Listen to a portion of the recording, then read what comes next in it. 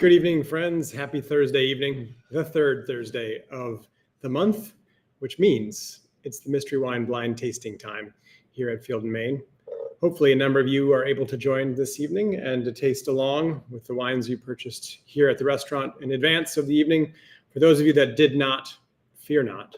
You can certainly play along as well using the descriptive terminology that we are all bantering about by way of evaluating the visual appearance of the wine, the smell of the wine, and the taste of the wine. You might arrive at your own perception of what we're talking about. And in many cases, as we've done this over the past 3 years, 150, almost 200 times now, this process is one that people have contributed ideas and thoughts about what's in this particular glass or what will be in this glass in a minute without having tasted anything. And that's the neat part about the blind tasting format that we practice here.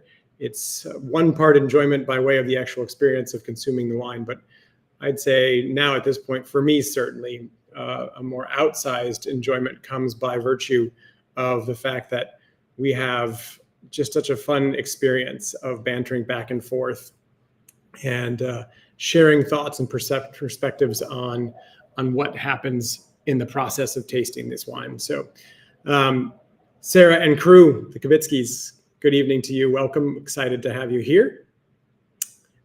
Dean and Bobbin, hello to you guys. As everybody else kind of chimes in and lets me know that they're venturing forth, I'm in a world of new swag. We just got these 2 or 3 days ago. They're a super fancy wine flask called the Parkside. And they have a top that is 1 cup and a bottom that's another cup. So you can use this for picnic-worthy things, and evidently July is the picnic-worthy or picnic month of the year. So we're celebrating that certainly at the bakery. And from the wine side of things here, my mystery wine was poured in this. So I'm going to pour that out. Keeps it nice and cool for a long period of time. You can put red in it, you can put white in it, you can put whatever you want in it. But it's a smart package that affords you 2 glasses and a full bottle of wine wherever you want to travel. It's logoed now with Field & Main there. That's my commercial blurb for the moment. Also new t-shirts. I guess it's not my full commercial blurb. We have these super soft bamboo and organic cotton t-shirts that I don't feel like wearing anything else. So I wanted to have that on this evening too. Curtis, Renee, Bill, and Debbie also with you there in Fredericksburg. That's awesome. Wow, that's pretty, huh? Getting ahead of myself.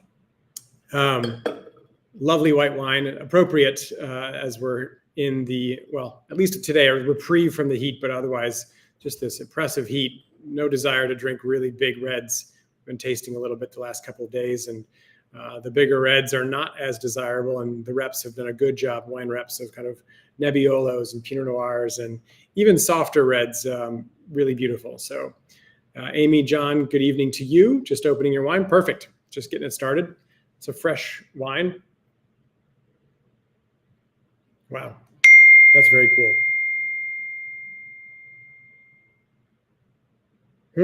Really nice.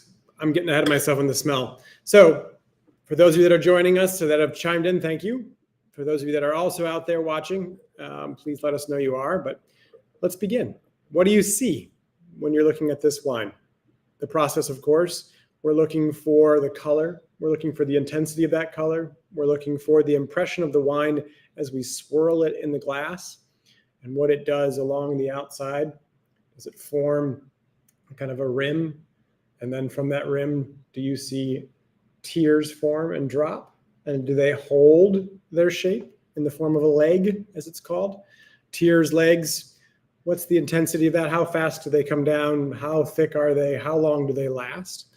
All those questions relate or lead you towards the idea of whether or not this wine has a certain degree of alcohol, more or less. Lots of tears, lots of legs, according to Dean. Yep. And Bobbin? Agreed. Mine is cold and it's warm, so I'm getting this frost, I should say. So if you wipe the frost away, you can kind of get a little bit better visual on the tear that's happening. Really just forming and then slowly dropping. And that's an indication of some form of sugar, right? So form of sugar by way of ripeness in the grape, which was then fermented to a higher alcohol, or perhaps it was arrested during fermentation and left with a little bit of residual sugar. We don't know yet. Generally speaking, when you have a quicker sheeting of those tears that then persist into like a thin leg for a period of time, but not super long, probably can assume it's dry or drier, but that's not a guarantee. And so we'll determine sweetness and dryness on the back end of the tasting experience, but it's indicating that you have some ripeness by way of those slow forming tears and those persistent lingering legs because of that viscosity. And that viscosity is either degrees of alcohol or residual sugar. So if Kestenbaums are here this evening, good evening to you guys. Clear and medium lemon. I think that's great. Medium lemon. Like there's like a lemony kind of quality to the outside rim. And then there's almost a core, partly because I'm looking over a brownish table, but a core of more golden element there too. Wow. Very nice. So, for example, if we said kind of more golden element, lemony profile and color, that would lead us not towards something sort of like green flecked, like a Vino Verde or a Sauvignon Blanc, right? It would not be an ideal call to say, I see this sort of golden, lemony profile in color, and then think about Sauvignon Blanc. So it isn't necessarily that this isn't Sauvignon Blanc. We could find out, say, that it's Sauvignon Blanc and Semillon mixed together from Bordeaux, but or that there's some wood age here, or that it was a very ripe Sauvignon Blanc. Not to say that you know that for sure just based on color, but this begins to build that profile we always are talking about. Just from the visual alone, we know it's probably fairly warm. It's got a little bit of viscosity to it. It has a little bit of richness by way of color. It's not water see-through, right? So maybe there's a little bit of oak aging. Maybe it's a little bit aged. I don't see a whole lot of indication of full-blown age. That's a pretty consistent experience from here to here. What am I looking for, right? The rim variation. Is there any browning or tawny kind of color here? Not necessarily. So, and the yellow lemon kind of note maybe is suggestive, but as we venture then toward the smell for me is yellow. It's like the yellow apple. And we're always, again, looking for three things, multiples of these three things: fruit, earth, and wood. Fruit, what state of fruit is it? What kind of fruit? Is it a tree fruit, a stone fruit? Is it a citrus fruit? Is it ripe? Is it underripe? Is it cooked? Is it dried and raisinated? Is it stewed? Is it medicinal? All those things give you an indication of maybe where things are coming from. Earth, does it have that mineral note? Is it wet rock? Is it rain on rocks? Is it sea spray? Is it earth like forest floor? Is it barnyard? And then wood, spices typically. Also a little bit of dill maybe show up. You get those holiday spices. Those are coconut. Those profiles indicate the use of wood, less the smell of wood itself.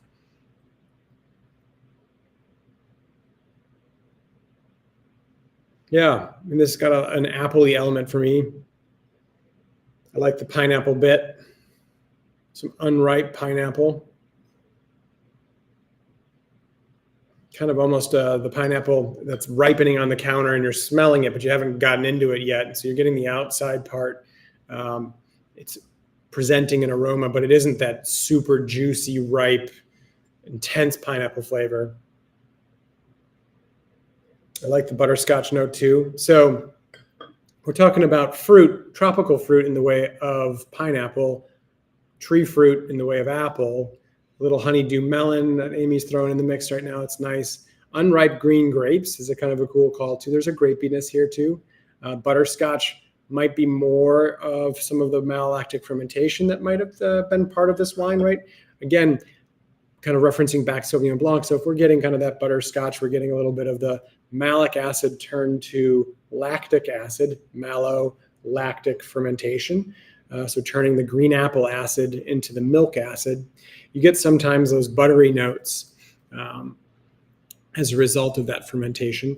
And you get some of that here. You're not necessarily going to get that in Sauvignon Blanc. It's a grape that wouldn't have that done. So this is as much about what it isn't as it is about eventually figuring out what it is. But so already we're not probably talking about Sauvignon Blanc. So you can kind of put that out of your mind and then begin to focus on other areas. Sarah, you're picking up some citrus? Yep. Sort of it's more like pithy, right? It's more the white and into the rind.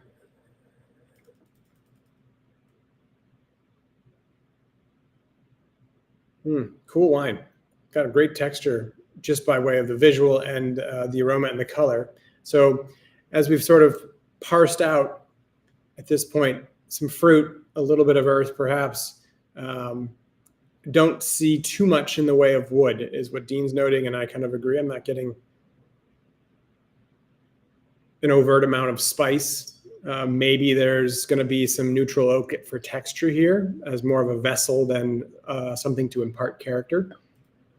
But I like the candied lemon drop too. But the idea of some real pronounced wood, not necessarily, but maybe we'll pick that up on the palate. So let's taste, and again, look for those few things: fruit, earth, and wood. Try to verify what we smelled or differentiate from the palate to the nose.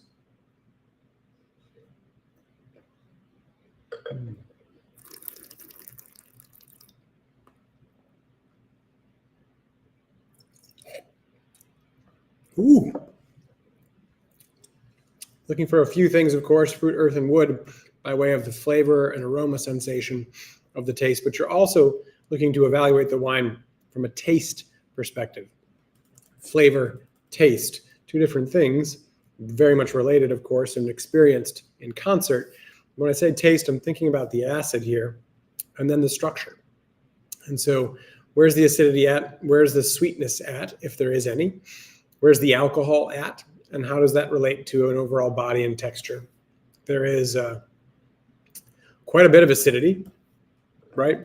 And think about acidity as something that persists or doesn't persist. And so let's just say bulk park, like 5-10 seconds of a kind of a salivating, 10-15 seconds moderate, and then 15 plus where you have a length of just this salivation, this high, bright acidity.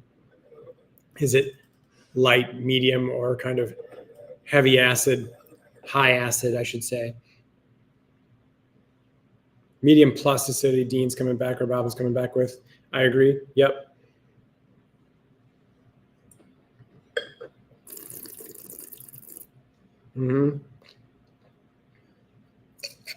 Yes, Amy. Medium plus body, right? It's kind of a fooler with that acid. The acid sort of seems to lean out the back end. If you break the taste experience into a third, the first third is richer. The second third has a roundness, maybe even a hint of wood. Texture for sure. And then the acidity just kind of carries the finish and seems to taper off the wine a little bit. But I think that's kind of belying the fact that this wine is pretty robust. It's got something there, right? We're not drinking water. We are drinking wine, and this wine has some intensity. I think too on the end. So we've got medium body, medium plus potential acidity, medium plus maybe even body. How about the alcohol? And pay attention to the alcohol in particular on the finish. After you've finished a sip or after you spit it out, is there any kind of a little bit of an alcohol burn? Is there a retronasal element that is warm? And for me, there is a touch.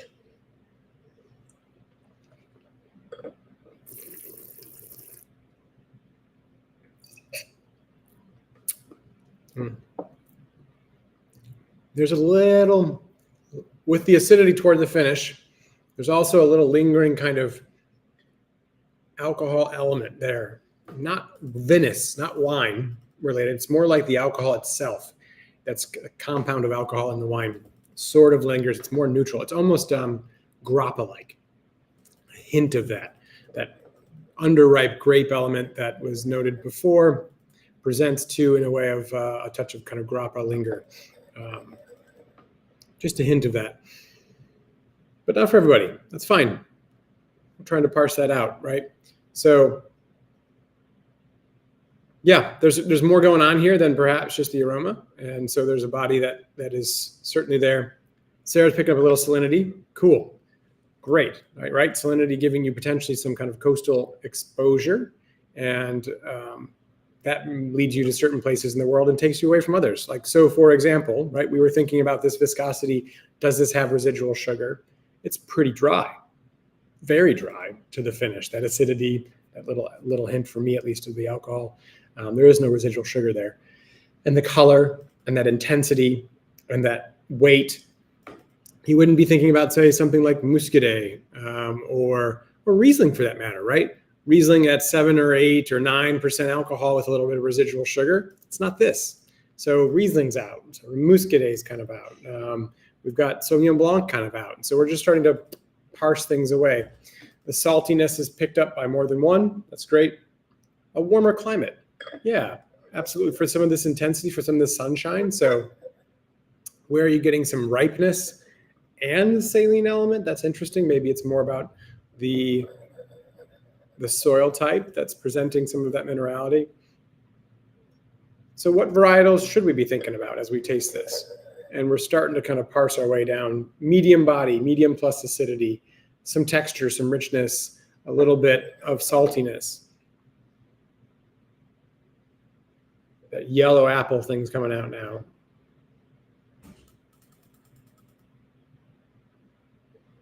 Almost like cherry pit. And that almondy note.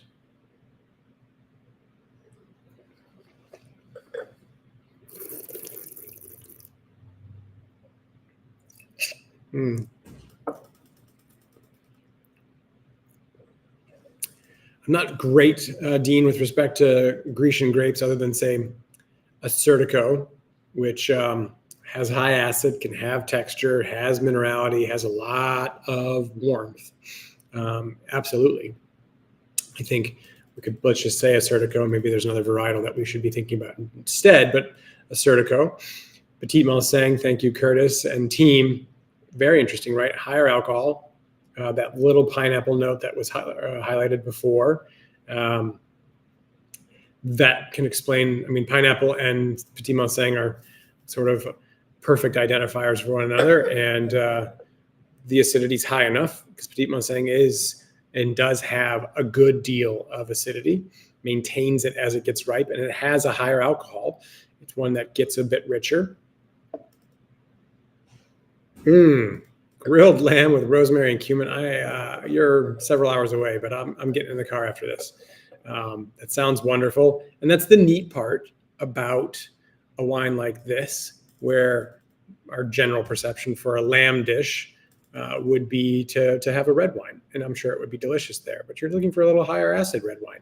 And if you by chance had a little bit of that rosemary and olive oil and lemon, and you marinated that lamb first, well, then it has a bit of a brightness to it, even as you grill it.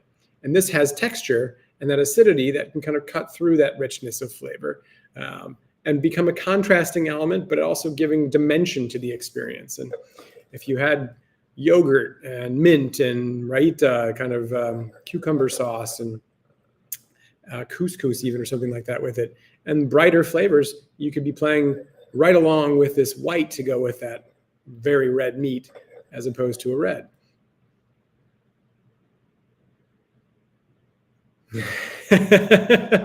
I echo your thoughts, Dean, on being hungry, and Sarah, fair enough. August bottles in transit. All right, so Greek in the running, Petit Malsang in the running. I was tasting today some wines from the northwestern part of Italy, and Arnais is sort of in the running for me. That yellow apple, for those of you that haven't had Arnais, Arnais is a grape that grows in the Piedmont.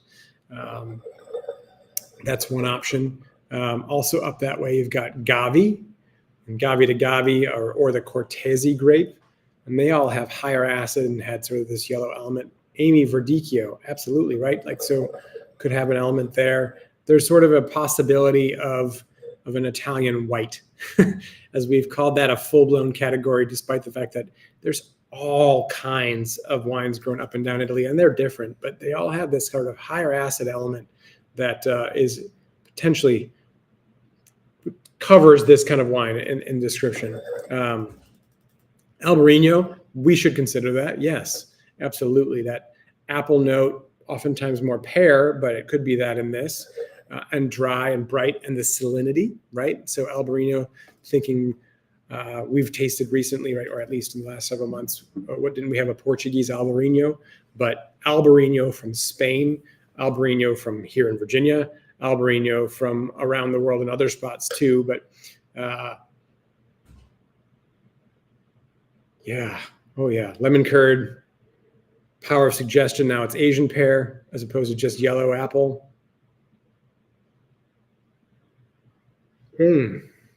Yeah, it's evolving a little bit. Let's check the temperature on my wine flask here and see if it's holding temperature. Excuse me.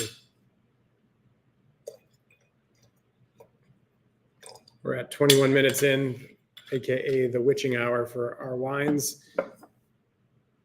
Have you seen or experienced some changes?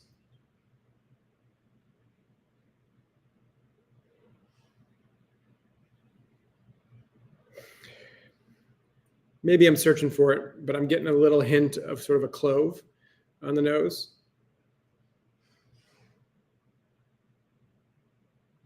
Some kind of melon, canary, Spanish, Dean's saying, underlying the body here. So we have a kind of a spectrum of fruit from some of that apple note, pear note, citrus in the way of lemon, pineapple, melon, and none of the expression of that fruit is like punchy, like real aggressive, right? It's there, it's undeniably there, but it is more subtle. It's more nuanced. It's not a huge expression. So the warmer climate composition that we think we see could be there, but it's kind of tempered in a way, right? There's like this, I don't want to say muted because that sounds negative, right? Or that it's not expressive, because it is. It is just self-assured and not having to shout from the mountaintops that it is what it is. It's presenting itself for you to evaluate and to experience without it being loud about it, if that makes sense.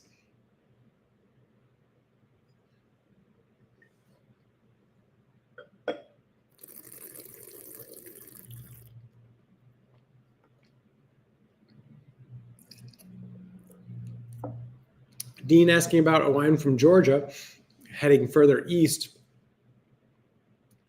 I'm not getting kind of from a prototypical perspective, yes, it could be from Georgia. If it's from Georgia in the context of tasting something that's uniquely sort of Georgian, that sort of orange wine with a little bit of skin contact, wine with almondy notes, nutty notes, even sort of that sauerkraut juice kind of note. Not getting that here per se. There's a hint of that almondy quality here, but I'm not overblown with that to take me as far as sort of Georgia. Let's work Europe for a minute. You kind of bookend us. We were talking about Albarino from Rias Baixas on one side, and then on the other side, sort of Georgia. Is this German Riesling? I thought no, right? It doesn't have any real Riesling characteristic. Is this Grüner Veltliner from Austria? Is this Italian varietal Verdicchio element? Maybe Arnais.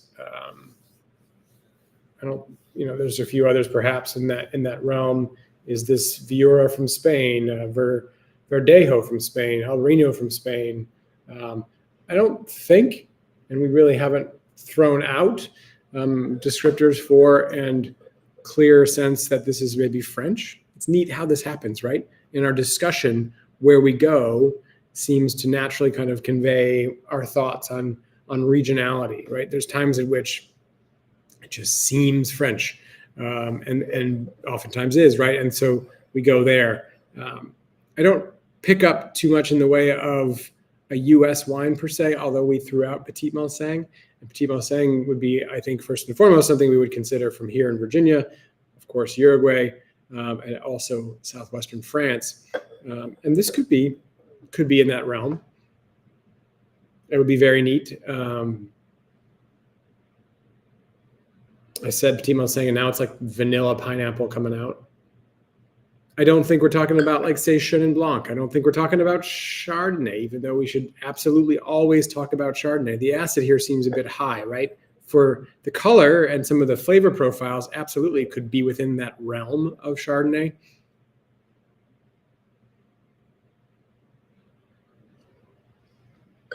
Mm-hmm.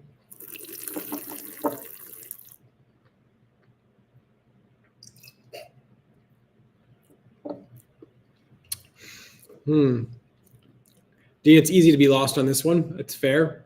Robin, no problem. I mean, it's not exactly clear where this is from. It'll be a good lesson to peel back the brown bag and find out what this is. Sarah, yes, the Rhone, one of the main white Rhone varietals. So we're talking about Marsanne, Roussanne, Viognier, and Grenache Blanc. Those are kind of principal, and you've got Claret, and you've got Picpoul, and others that I don't know.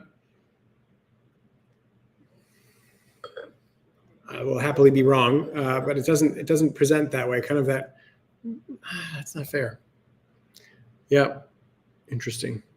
We did try yesterday an interesting Marsanne that had some of this note. Marsanne and Roussanne giving you some of that nuttiness. So absolutely, this could be Rhone. Amy's in for Rhone. Some oiliness, some viscosity that way. Yeah, this viscosity from alcohol, but then there's also that sort of oily element.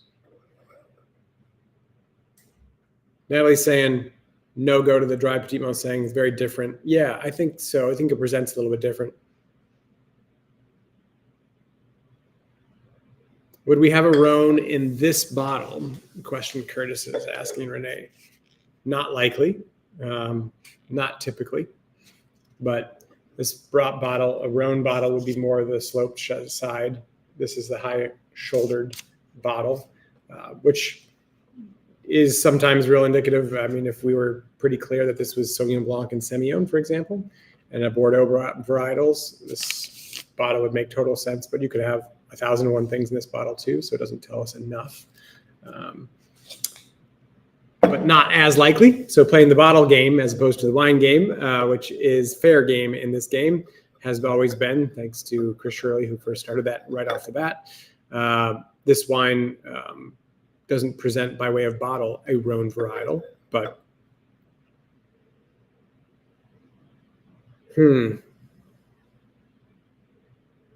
all right. Let's, when you get lost, when you find yourself not sure, you kind of rework the process. You kind of run back through your impressions and see if they link together, see if they educate where you want to go. Sometimes they do, and sometimes they don't. But from the start, we looked at the viscosity of this wine. We looked at the composition. We noted that it might have a little bit higher alcohol, or perhaps residual sugar. It doesn't have residual sugar, so it's got maybe a little bit higher alcohol. By higher, maybe 13.5 north, so 14 maybe. And it has a little golden color, and it has a little bit of that lemony color. So it has some color. The skins have developed some color by way of some sunshine, or the varietal itself. It has kind of a spectrum of flavors that are present but not pronounced. Super. It has a little hint perhaps of some old wood, but it's not an oaky wine. There isn't a lot of presentation of wood flavors. Maybe a little hint of malolactic fermentation, but not a lot. It's more about the fruit itself. And we're kind of exploring the idea of southeastern France, kind of the Rhone. We're thinking about maybe Albarino. We're thinking about touch of, say, Arnais, northwestern Italy. We're contemplating Greece and Assyrtiko.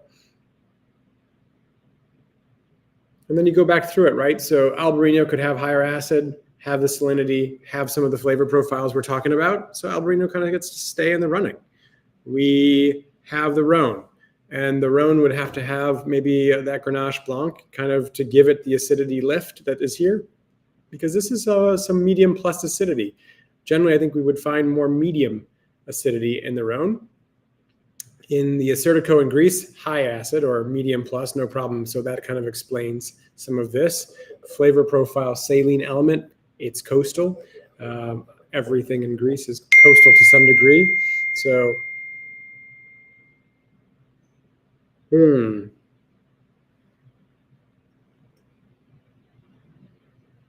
I'm not really as interested in, say, a Riesling, as we talked about, or Gruner Veltliner, or Austrian varietal. Italian, yeah. Spanish, yeah. Amy, I mean, and Greek, Sarah, Greek or Albarino. So the Albarino and the Assyrtiko kind of explain some of what we've expressed, and I think that both are really viable options. I think from the color alone, probably less Albarino. It's got some of that golden hue to it, which I would not expect as much from Albarino, and so maybe Assyrtiko as a result. That's nice. I'm still stuck a little bit on that Italian note, just by reference, and that Arnais.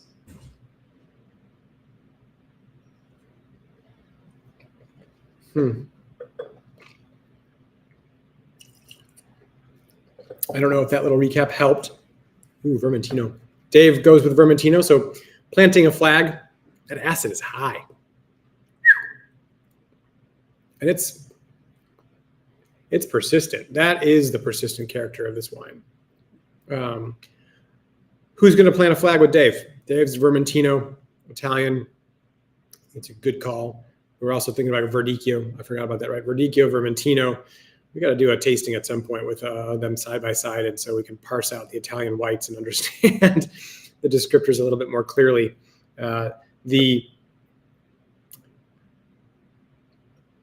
Amy's throwing Verdicchio in there. So she's got her chips on the table, doubling down on Verdicchio.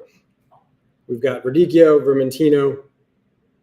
We've got Assyrtiko and Albarino. Flags on Petit Mulsanne, cool. I got tractor beamed into Arnais. I like what you guys are talking about. I think I'm going to go down in flames with that first note. I don't know that I'm trying to remember the Arnais. I don't think it has as high acid, so I'm probably missing the boat here. But the acid part kind of keeps me in Italy. It could absolutely put me in Greece with the Assyrtiko, but so Petit Mulsanne from Virginia, cool, very cool. That would be neat to try a piercing kind of acidic Petit Mulsanne from Virginia in this context, and us be pretty much all over Europe, experiencing some of that, of the profiles here. So I think the opportunity to consider Petit Mulsanne is always a welcome one. And the pineapple element, the acid, you have an argument, no doubt about it. The Albarino, I don't know, it didn't fully resonate. Maybe color and some of the overall profile of how it feels in the mouth wasn't Albarino to me, but I've been wrong before. We ready? Oh, very cool. Some Italian white. This falls into that category. This is Falanghina. Falanghina, a white for sure. Nice. Fuori di San Gregorio. Nice. I'm looking for the alcohol. 13%. So I perceived it a little bit bolder than it was. But Southern Italy, so we're more in the south, not in the north, which is part of the expression of that color. There we go, duh.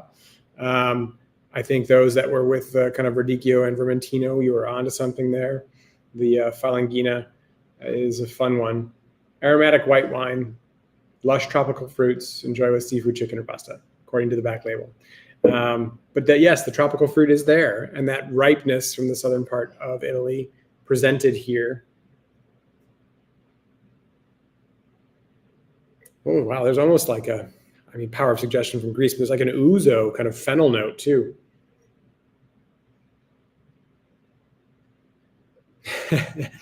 Dean's looking for credit for Greece by way of its association with that portion of Italy, absolutely. Why not? Partial credit, and you get the prize, sir. The wine is in your glass. So that's a fun wine. That's a really cool one. I had a guest the other day who was here and is working on certification at the Court of Master Sommeliers and asked to taste a wine blind. He said, pick something that is court testable. And that was a neat part for me because I hadn't visited that set of criterion before or for a while now. And there are only certain wines that they test, right?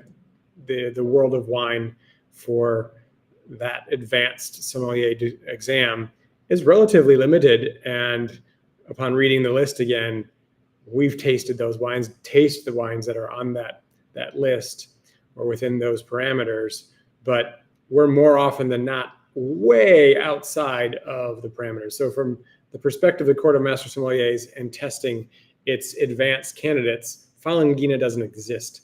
So it's pretty neat that we get the chance to do this here. And yes, credit to Julie for picking some really fun wines that broaden our horizons, that make us work with sort of the core understanding of grapes and then reference how they relate. And so this wine's a little bit Petit Malsang. This wine's a little bit Albarino. This wine is a little bit Arnais. This wine is a little bit of Sertico. And that makes total sense, right? The Albarino salinity and some of that tree fruit. This is Southern Italy warmth, more color than you get in Albarino. This is not quite the flavor profile kind of Sertico, but we're Southern Italy, warm temperature and sea influence and minerality and volcanic elements. And so 100% really neat that this wine presents very similarly and educates your understanding then of this wine, of course, but also those other wines in the process of tasting it. So cheers to all of you. Amy, that's wonderful. That's great. WSET2 is fun.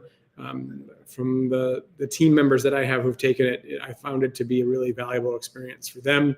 Their knowledge base coming out of it is good. And then 3 is a good step. 3 is a substantial undertaking and really solidifies and kind of cements more of your knowledge and puts you in more command of the world of wine, which is really exciting. So kudos to you. Thanks, everyone. I look forward to this, really. Honestly, it's something I thoroughly enjoy doing with you and found myself thinking about it all week. Like, is it Thursday yet? Do I get a chance to spend some time with some of my favorite folks tasting wine together? I like tasting wine professionally. I just enjoy it, always have, but nothing equates to doing this. So I really appreciate the opportunity to spend an evening with you. Cheers. We'll do it again in a month, if not sooner, here at the restaurant. Look forward to seeing you. Have a great week, month. Hope to see you soon.